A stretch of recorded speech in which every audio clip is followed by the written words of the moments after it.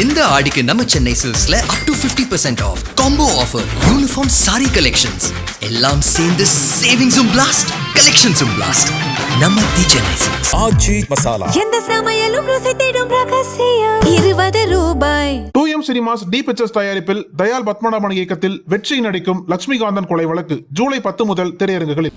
முதலமைச்சர் விஜயின் நேரடி பொறுப்பில் உள்ள நகராட்சி நிர்வாகத் துறையிலேயே பெரிய ஊழல் நடப்பதாக நாடாளுமன்ற உறுப்பினர் சு வெங்கடேசன் குற்றம் சாட்டியிருப்பது தமிழகத்தில் அதிர்ச்சியை ஏற்படுத்தியிருக்கிறது.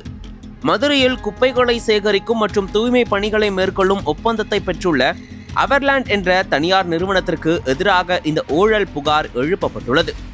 இந்த தனியார் நிறுவனம் நகரில் முறையாக குப்பைகளை அள்ளாமல் அதற்கு பதிலாக வெறும் மண்ணை அள்ளி எடை போட்டு பொய்க்கணக்கு காட்டி மாநகராட்சி பணத்தை கொள்ளையடித்து ஊழல் செய்வதாக சு வெங்கடேசன் எம்பி தெரிவித்துள்ளார். இந்த முறைகேடு தொடர்பாக மதுரை மாநகராட்சி நிர்வாகமே எழுத்துப்பூர்வமாக புகார் அளித்துள்ளதாகவும், மாநில மற்றும் மாவட்ட அளவிலான ஆய்வு கூட்டங்களில் பலமுறை விவாதிக்கப்பட்டும் இதுவரை எந்த மேல் நடவடிக்கையும் எடுக்கப்படவில்லை. மாநிலத்தில் உள்ளாட்சி மற்றும் நகராட்சி நிர்வாகத்துறை நேரடியாக முதல்வர் விஜய் அவர்களின் கட்டுப்பாட்டில்தான் இயங்கி வருகிறது. மாநகராட்சியே புகார் அளித்தும் நடவடிக்கை எடுக்கப்படாததற்கு இந்த ஊழல் நிறுவனத்திற்கு தலைமைச் செயலகத்தில் உள்ள உயர் அதிகாரிகளின் பலமான ஆதரவும் மேலே இருப்பவர்களின் பாதுகாப்பும் இருப்பதுதான் காரணமோ என்ற ஐயம் எழுகிறது. முதல்வரின் நேரடி துறையிலேயே இத்தகைய ஊழல் நடைபெறுவது கவலை அளிக்கிறது.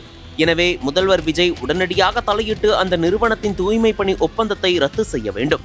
தமிழ்நாட்டில் இன்னும் சில மாதங்களில் பல்வேறு மாநகராட்சிகளில் தூய்மை பணிக்கான தனியார் ஒப்பந்த காலம் முடிய உள்ளது. தூய்மை பணிகளை மீண்டும் தனியார் மயமாக்கும் திட்டத்தை அரசு முழுமையாக கைவிட வேண்டும்.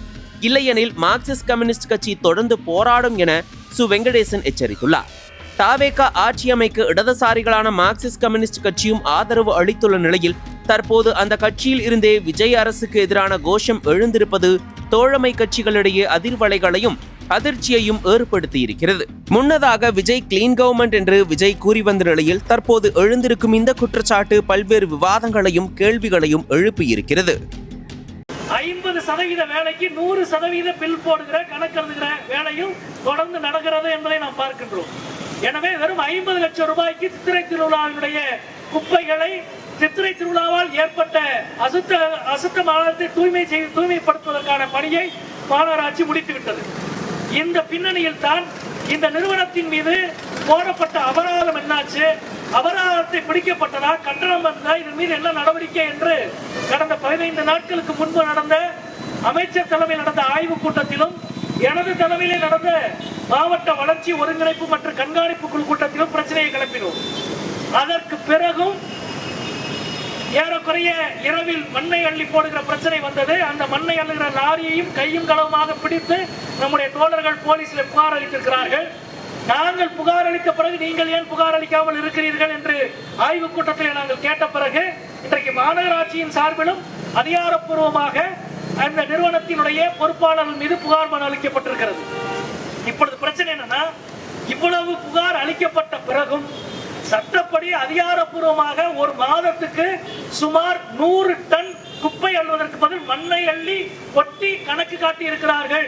எனவே இவர்களுக்கு அபராதம் 75 லட்சம் ரூபாய் என்று மாநகராட்சியின் ஆணையர் அபராதம் விதித்த பிறகும் தொடர்ந்து மண்ணை அள்ளி கொட்டுகிற வேலையை அந்த நிறுவனம் செய்கிறது.